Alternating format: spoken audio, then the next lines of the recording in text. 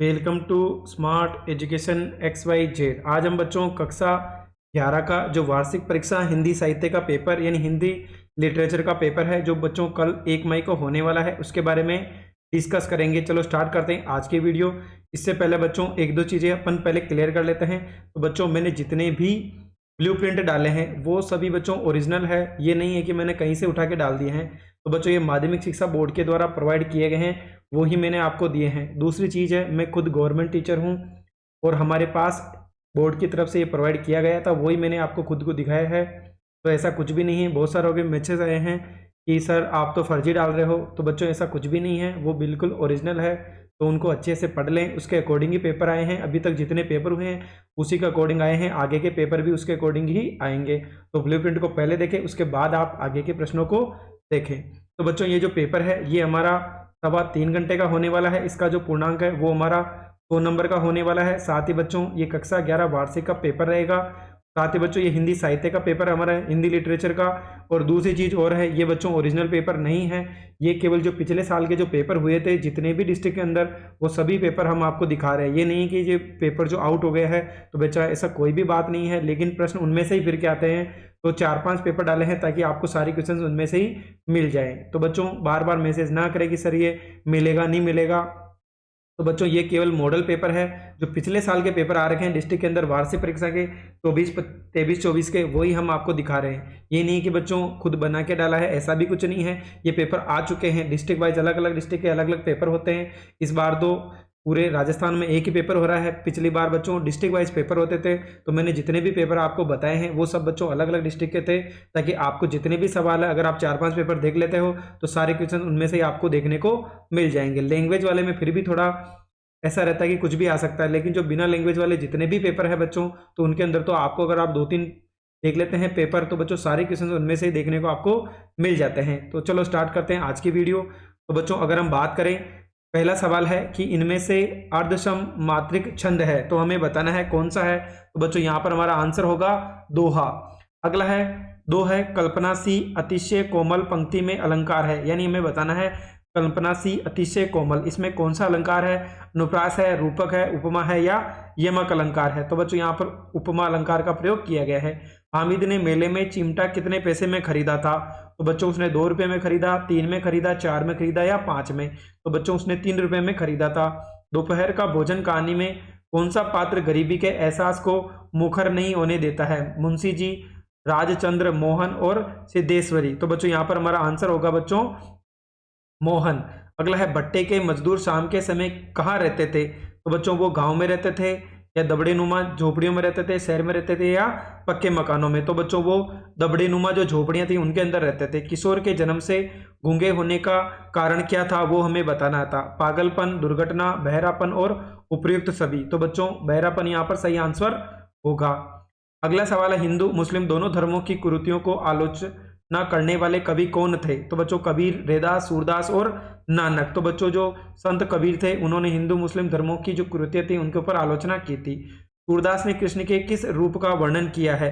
तो बच्चों बाल रूप, युवा, वृद्ध और उपयुक्त सभी। तो बच्चों यहाँ पर उनकी जो बाल रूप था उसका वर्णन किया है। दरबार चंद में कवि ने अंधा बताया है, यानी किसे बताया है, राजा को, स्वयं को, सभा को और नट को। तो बच्चों कवि ने खुद को, स्वयं को यहाँ पर अंधा बताया है। जाग तुझको दूर जाना, कवित्री के अनुसार दूर जाने का मतलब क्या है। तो यात्रा को, स्वयं कवित्री को, स्वतंत्रता सेनानी को या किसी पक्षी को। तो बच्चों यहाँ पर होगा ऑप्शन नंबर सी, स्वयं कवित्री को। मकबूल के मित्रों में बात मिलाने के उस्ताद कौन था। तो बच्चों ये हमें नाम बताना है। तो अरशद था, हमीर कुंवर हुसैन था, अब्बास अहमद था, अब्बा अली फिदा था। तो बच्चों ऑप्शन नंबर बी होगा अब्बास अहमद। रानीपुर बाजार में चाचा मुराद अली को उनके बड़े भाई ने सर्वप्रथम किसकी दुकान खुलवाई थी। तो बच्चों जनरल स्टोर, कपड़े की दुकान, रेस्टोरेंट या ऑयल पेंट की दुकान। तो बच्चों यहाँ पर ऑप्शन होगा ऑयल पेंट की दुकान। क्वेश्चन नंबर 13 है आवारा मसीदा जीवनी के लेखक कौन है, किसके द्वारा लिखी गई है। महादेवी प्रसाद, निराला, विष्णु प्रभाकर और अक्षय। तो बच्चों ये विष्णु प्रभाकर के द्वारा लिखा गया है। दीपक की बत्ती बुझाने का दंड किसे भुगतना पड़ा था। तो बच्चों मणि को, भरतचंद्र को, सुरेंद्र को और देवी को। तो सही आंसर क्या होगा बच्चों यहाँ पर ऑप्शन नंबर द यानी देवी को। अगला सवाल है हमारे पास क्वेश्चन नंबर 2, जिसके अंदर टोटल हमें 6 खाली स्थान पूछे गए हैं। चलो एक एक करके देख लेते हैं। प्रत्येक छंद में विराम स्थल को कहते हैं, तो बच्चों यहाँ पर क्या कहते हैं उसको, विराम स्थल को क्या कहा जाता है बच्चों, प्रत्येक छंद में विराम स्थल को यति कहा जाता है। क्या कहा जाता है बच्चों, यति कहा जाता है। अगला है चौपाई छंद में प्रत्येक चरण में मात्राओं की संख्या कितनी होती है, तो बच्चों 16 होती है। बसंत तिलका छंद के चारों चरणों में भगत, जगण, जगण तथा 2 गुरु के क्रम में वर्ण होते हैं। तो बच्चों यहाँ पर हमें 2 सवाल देखे हैं, दोनों को देख लेते हैं। पहले मत क्या आएगा बच्चों, यहाँ पर आंसर होगा हमारा गुणों, क्या होगा बच्चों, गणों होगा।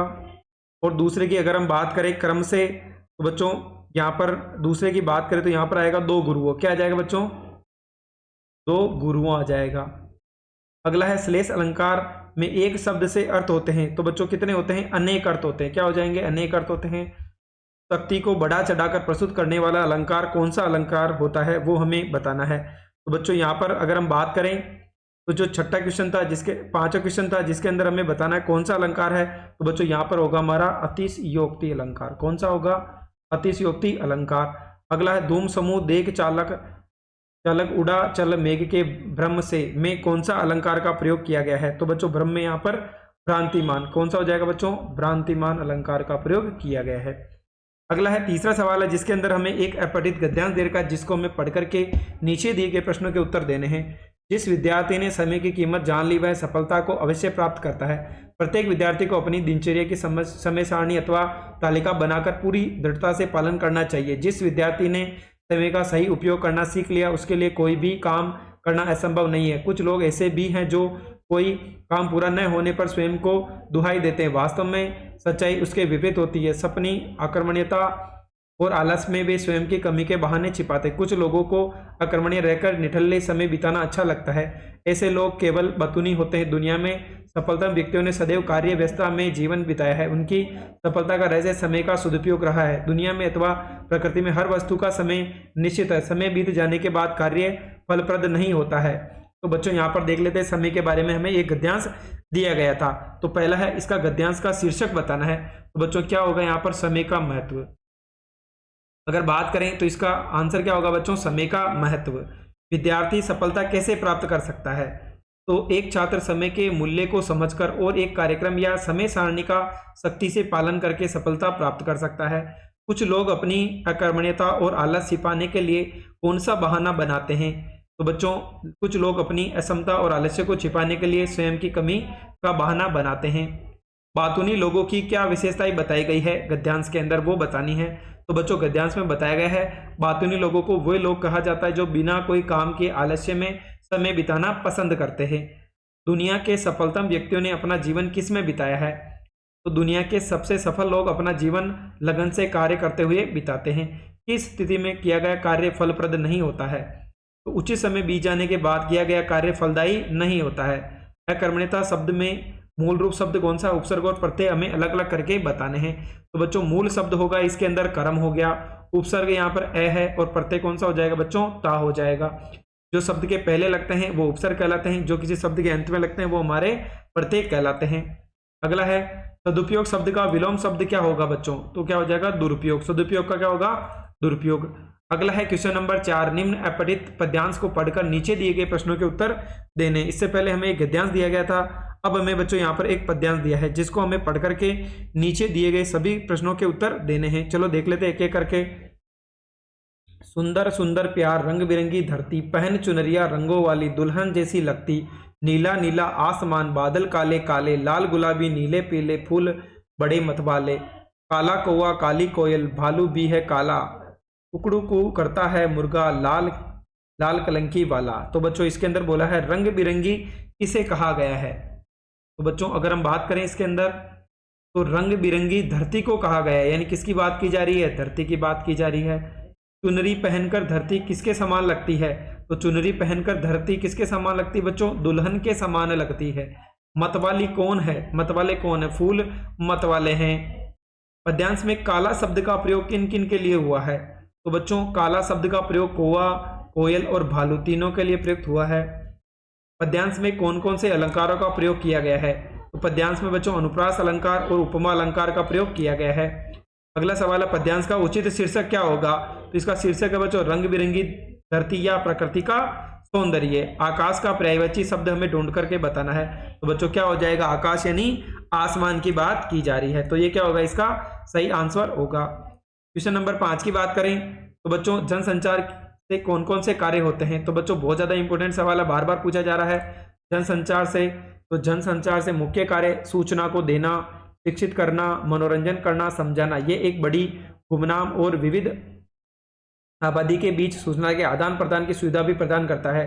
जनसंचार माध्यम के विभिन्न प्रकारों में प्रिंट मीडिया, प्रसारण मीडिया, डिजिटल मीडिया और आउटडोर मीडिया शामिल है।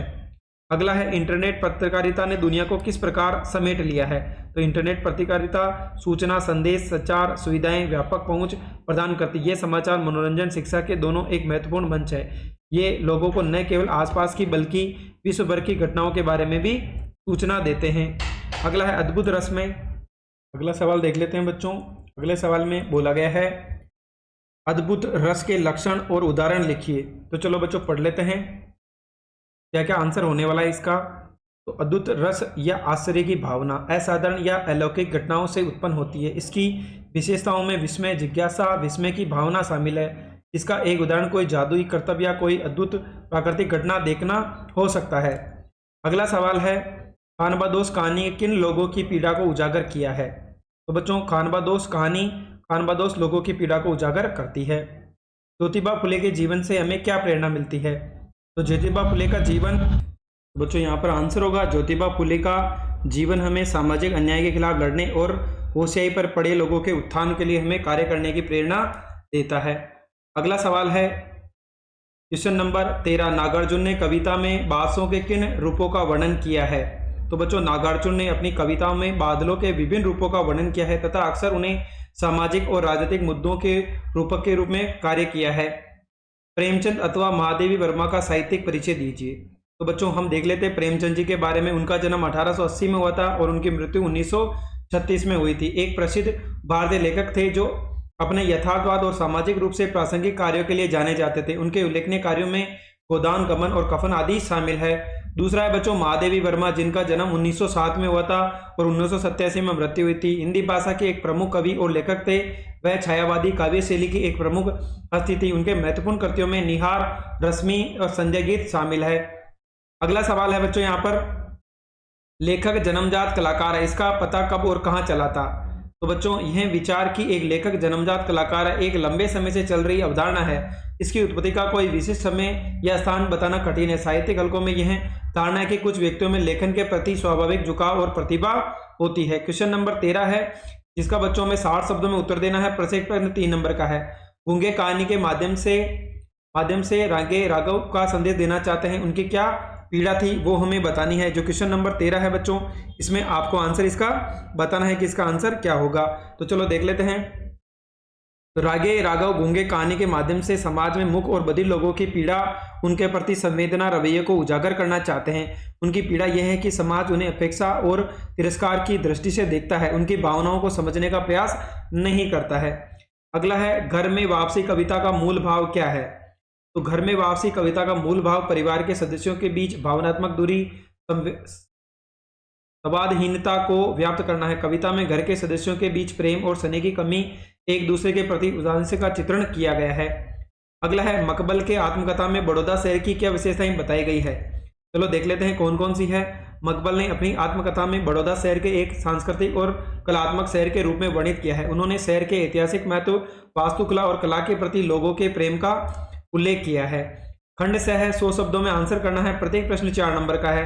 पहला है प्रेस विज्ञप्ति किसे कहते हैं, एक प्रेस का उदाहरण देकर बताना है कि किस प्रकार से होगा। तो प्रेस विज्ञप्ति एक आधिकारिक बयान होता है जो किसी संगठन या व्यक्ति द्वारा मीडिया को जारी किया जाता है। इसका उद्देश्य किसी घटना, घोषणा या मुद्दे के बारे में जानकारी देना होता है। उदाहरण प्रेस विज्ञप्ति भारतीय अंतरिक्ष अनुसंधान संगठन इसरो दिनांक, उसके बाद विषय चंद्रयान 3 की सफलता। इसरो यह घोषणा करते हुए प्रसन्न है कि चंद्रयान 3 मिशन सफलतापूर्वक चंद्रमा की कक्षा में प्रवेश कर गया है। यह भारत के अंतरिक्ष कार्यक्रम के लिए महत्वपूर्ण उपलब्धि होने वाली है। इस प्रकार से आपको प्रेस विज्ञप्ति के बारे में बताना है। अगला है आपके विद्यालय में विश्व योग दिवस का प्रदर्शन के लिए कार्यकारिणी समिति के गठन की कार्यसूची तैयार कीजिए। तो बच्चों क्या क्या करेंगे, सबसे पहले बैठक का आरंभ और स्वागत भाषण रहेगा। उसके बाद विश्व योग दिवस प्रदर्शनी के उद्देश्य और योजना पर चर्चा, प्रदर्शनी के लिए स्थान और समय का निर्धारण करना है, प्रदर्शनी में शामिल किए जाने वाले योगासनों और गतिविधियों का चयन, प्रदर्शनी के प्रचार और प्रसार की योजना, अन्य संबंधित मुद्दों को विचार, बैठक का समापन। तो बच्चों इस प्रकार से आपको करना है। अगला है टॉर्च भेजने वाला रचना में दोनों दोस्त अंधकार और प्रकाश की बात करते हैं, फिर भी दोनों के ढंग में अंतर है, समझाइए। तो बच्चों टॉर्च भेजने वाली रचना में दोनों दोस्त अंधकार और प्रकाश की बात करते हैं, लेकिन उन्हें ढंग में अंतर है, क्योंकि एक दोस्त अंधकार को दूर करने के लिए वास्तविक प्रयास करता है, जबकि दूसरा केवल बातें करता है, कोई ठोस कदम नहीं उठाता है। अगला है देव ने दरबारी चाटुकारिता और दंभपूर्ण वातावरण को किस प्रकार से व्यंग्य किया है। तो देव ने दरबारी चाटुकारिता और दंभपूर्ण वातावरण पर अपनी रचनाओं के माध्यम से व्यंग्य किया कि उनके दरबारियों की झूठी प्रशंसा और राजाओं के अहंकार का चित्रण किया है। क्वेश्चन नंबर 20 है, उस समय वह सोच भी नहीं सकता था कि मनुष्य को दुख पहुंचाने के अलावा भी साहित्य का कोई उद्देश्य हो सकता है। लेखक ने ऐसा क्यों कहा? आपके विचार से साहित्य के कौन कौन से उद्देश्य दे सकते हैं? तो बच्चों लेखक ने इसलिए कहा है क्योंकि उस समय साहित्य का उपयोग केवल मनोरंजन और राजाओं की स्तुति के लिए ही किया जाता था। मेरे विचार से साहित्य के उद्देश्य मनुष्य को संवेदनशील बनाना, समाज में सुधार लाना, ज्ञान और अनुभव को बढ़ाना, संस्कृति और परंपरा को संरक्षित रखना, मनोरंजन और आनंद प्रदान करना। क्वेश्चन नंबर 21 है, निम्नलिखित गद्यांश में से किसी एक पर हमें सप्रसंग व्याख्या करनी है। माँ तू तो ठीक भारत माता सी लगती है, तू बूढ़ी वह बूढ़ी उसका उजला हिमालय है, तेरा एहसान नक्शे से साबित करता हूँ, तू भारत माता सिर तेरा हिमालय, माथे की दोनों गहरी बड़ी रेखाएं गंगा और यमुना, ये नाक विंध्याचल टोडी, कन्याकुमारी तथा छोटी छोटी झुर्रियां रेखाएं भिन्न भिन्न पहाड़ और नदियां हैं, जरा पास आ मेरे तेरे हिस्सों को पीछे से आगे बाएं कंधे पर लहरा दूं, वह वर्मा बन जाएगा, एक बिना उसके भारत माता का श्रृंगार शब्द न होगा। तो बच्चों यहाँ पर आपको एक सप्रसंग व्याख्या करनी है। रोजगार कहीं कुछ भी नहीं है, अमीरों की मुसाहिबी दलाली या अमीरों के नौजवान लड़कों को खराब करना या किसी की जाना मार लेना, उनके सिवा बतलाई गई है। कौन रोजगार है जिसके कुछ रुपया मिले, चारों ओर दरिद्रता की आग लगी हुई है। किसी ने बहुत ही कहा है, दरिद्र कुटुंबी इस तरह अपनी इज्जत को बचाना फिरता है जैसे लालजवी कुछ न बहु फटे कपड़ों में अपने अंग को छिपाई जाती है, दशा हिंदुस्तान की है। क्वेश्चन नंबर जो 22 है, जिसके अंदर भी बच्चों आपको क्या करना है, यहाँ पर जो पद्यांश दे रखा है दोनों में से किसी एक की आपको सप्रसंग व्याख्या करनी है। पहला है, संस्कृति के प्रति पग में मेरी सांसों का नव अंकल चुन ले, मेरे बनने मिटने में नित अपनी साधो के क्षण गिन लो, जलते खिलते बढ़ते जग में कुलमिल एकाकी प्राण चला, सपने सपने में सत्य डला। अथवा है, कोई चिंता तक नहीं इस डर से कि मगध की शांति भंग न हो जाए, मगध को बनाए रखने तो मगध में शांति रहना ही चाहिए। क्वेश्चन नंबर 23 है, उपयुक्त नगर निगम जयपुर को लिपिक पद पर नियुक्ति हेतु एक आवेदन पत्र लिखना है। चलो देख लेते हैं किस प्रकार से आपको लिखना है। तो बच्चों सबसे पहले आएगा, सेवा में उपायुक्त नगर निगम जयपुर, विषय लिपिक पद पर नियुक्ति हेतु आवेदन पत्र। महोदय, मैं आपके प्रतिष्ठित नगर निगम में लिपिक पद पर नियुक्ति हेतु आवेदन कर रहा हूं। मैंने अपनी शिक्षा स्तर पर परीक्षा उत्तीर्ण वर्ष और विश्वविद्यालय का नाम से उत्तीर्ण की है। मेरे पास कंप्यूटर का ज्ञान और हिंदी अंग्रेजी टाइपिंग का अनुभव है। मैंने पूर्व में अपने पूर्वकालीन अनुभव का विवरण यदि कोई हो तो कार्य किया है, जहाँ मैं अपने जिम्मेदारियों का विवरण का अनुभव किया है। मैं अपने कार्य को पूरी निष्ठा और ईमानदारी से करने में प्रतिबद्ध हूँ। मेरा मानना है कि मेरी योग्यता के लिए अनुभव आपके संगठन के लिए उपयोगी होगा। मैं आपके द्वारा किए गए कार्य को सफलतापूर्वक करने में सक्षम हूँ। अतः आपसे निवेदन है कि मेरे आवेदन पर विचार करें, मुझे लिपिक पद पर नियुक्त कर अवसर प्रदान करें। तो बच्चों जहाँ जहाँ पर ये ब्रैकेट बना हुआ है वहाँ पर जो जो चीज़ें पूछी वो आपके अकॉर्डिंग भरनी है। आपका नाम, पता, मोबाइल नंबर, ईमेल आईडी और आपका बच्चों जो भी डेट है वो लिखनी है। अगला है, यहाँ पर अगर हम बात करें इसका जो अथवा का सवाल है, उच्च माध्यमिक शिक्षा में नियुक्त मंत्रालय कर्मचारियों की योग्यता संबंधी पूर्तियां प्राप्त करने के लिए निदेशक को एक अर्ध सरकारी पत्र लिखिए। चलो कैसे लिखेंगे। सेवा में निदेशक माध्यमिक शिक्षा बोर्ड राजस्थान अजमेर 30 अप्रैल 2015 डेट आ जाएगी। विषय उच्च माध्यमिक शिक्षा में नियुक्त मंत्रालय कर्मचारियों की योग्यता संबंधी सूचना। महोदय, उपयुक्त विषय के संदर्भ में आपसे निवेदन है कि उच्च माध्यमिक विद्यालयों में नियुक्त मंत्रालय कर्मचारियों की योग्यता संबंधी जानकारी उपलब्ध कराने की कृपा करें। यह जानकारी आगामी विभागीय कार्यों के लिए आवश्यक है। आपसे अनुरोध है कि निम्नलिखित बिंदुओं पर सूचना शीघ्र भेजने की व्यवस्था करें। मंत्रालय कर्मचारियों की भर्ती के लिए निर्धारित न्यूनतम शैक्षणिक योग्यता, कंप्यूटर ज्ञान, टंकण गति संबंधी मापदंड, अनुभव, सेवा अवधि संबंधी नियम, यदि कोई विशेष योग्यता हो तो पद के लिए आवश्यक हो। आपसे अनुरोध है कि यदि इस संबंध में कोई न्यूनतम दिशा निर्देश परिवर्तन हुए हो तो उनकी जानकारी भी प्रदान करें। धन्यवाद। भवदीय आपका जो भी नाम है वो लिखना है और आपके विभाग का जो भी नाम है बच्चों आपको वो भी यहाँ पर मेंशन करना है। अंतिम सवाल है जिसके अंदर बच्चों आपको 4 में से किसी एक विषय पर आपको निबंध लिखना है। 2047 में विकसित भारत का संकल्प एक चुनौती। दूसरा, यदि मैं देश का प्रधानमंत्री होता। विद्यार्थी जीवन में अनुशासन। चौथा है बेरोजगारी समस्या और समाधान। तो बच्चों यहाँ पर आपको 4 विषय दे रखे हैं, किसी एक पर आपको यहाँ पर निबंध लिखना है। साथ ही बच्चों एक चीज और कहना चाहता हूं मैं, पहली चीज तो हमने पहले से ही डिस्कस कर ली है कि बच्चों जो ब्लूप्रिंट आपको प्रोवाइड किया गया है वो ओरिजिनल है।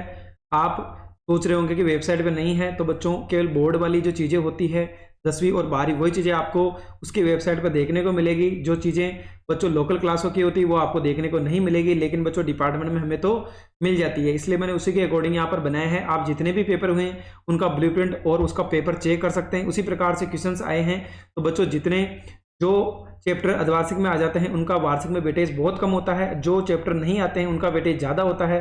तो बहुत बच्चों की क्वेरी थी कि सर कोई 15 नंबर 14 नंबर का क्वेश्चन कैसे आ सकता है, तो बच्चों आता है। आप देख भी सकते हैं पेपर के अंदर कि 20-20 नंबर के क्वेश्चन भी आते हैं, 25 के भी आते हैं, 20 तो बहुत कम है। तो बच्चों उसके अकॉर्डिंग और बच्चों जितने भी पेपर मैंने आपको प्रोवाइड किए हैं साथ में आपको उसका आंसर भी प्रोवाइड किया है। हो सकता है कोई क्वेश्चंस गलत हो तो बच्चों हो भी सकता है, मिस्टेक हो सकती है।